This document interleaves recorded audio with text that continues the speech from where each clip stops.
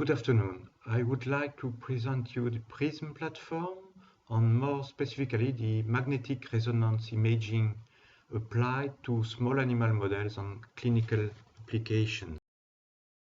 Our PRISM platform is located in Rennes, in the west part of France. The platform leader is François Mariette, and we are 27 scientists, engineers, and technicians working in this PRISM platform. The fields of expertise of PRISM are first the large animal imaging, ANIScan, second the NMR nuclear magnetic resonance and MRI magnetic resonance imaging of bioproducts and their processing. This is AgroScan. BioNMR is dedicated to NMR spectroscopy of biological materials. And last, bioscans.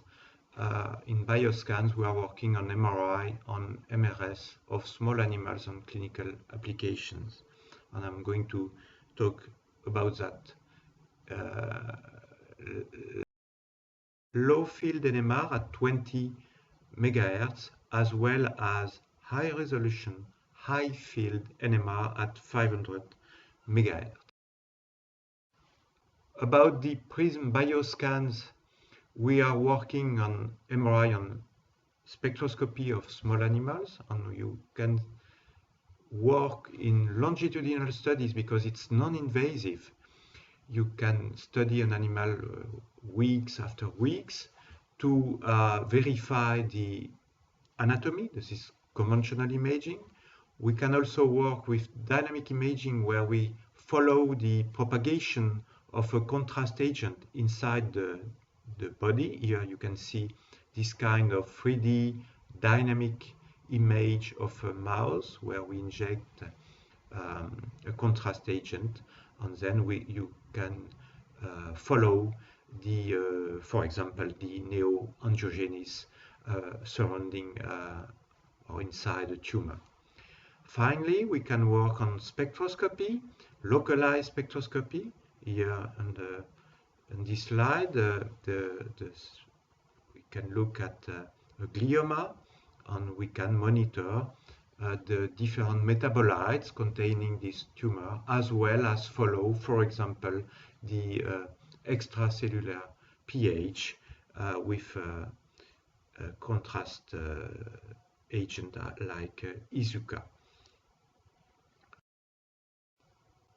To do that, because MRI is quite insensitive, but the advantage that it's very, very inoffensive, we have to develop specific hardware dedicated to the animal, of the part of the animal we want to study. For example, we have here specific sensors we developed to study a mouse brain and to follow up, for example, epilepsy.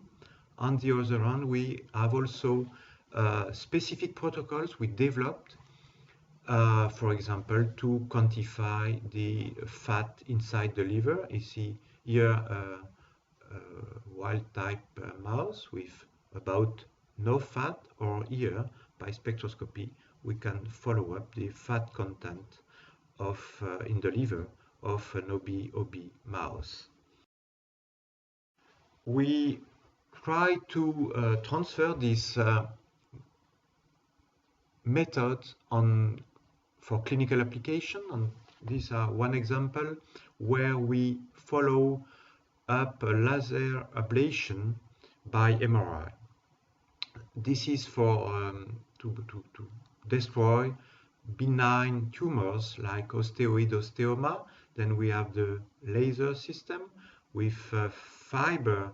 We send the power at the right place in order to burn the tumor, and we follow up every 2 seconds. We have an image giving us an idea of the temperature increase inside the body, and then we can verify that the temperature is increased in the tumor region, but we also can see that if the laser is well positioned and if we are not delivering power outside the tumor. This is done by following this curve and these images in real time. This work is done with the Centre Hospitalier Universitaire de Rennes. Another example where we combine MRI and an optical system is an idea of an endoscopic MRI plus optical sensors. Here you see this very small sensor, it's 12 millimeter in diameter, where we have both an NMR or MRI sensor here, the RF coil, as well as optical fibers. Then we can obtain a very good spatial resolution with MRI and have obtain biochemical information through optics. This is an example in vitro object. It's a kiwi, an organic phantom. Then this is the MRI with a very high resolution.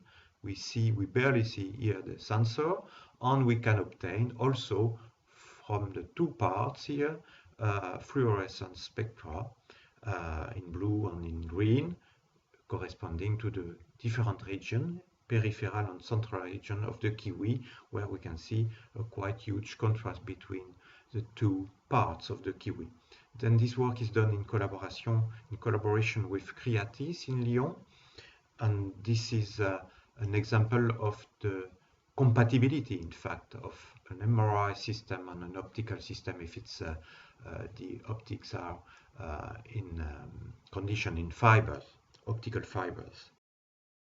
In conclusion, we propose standard protocols available for both preclinical and clinical imaging, and we are open to collaborative development of specific hardware, methods and protocol, for example, combining the advantages of optical imaging or optical characterization with the advantage of MRI, that is anatomic or functional imaging.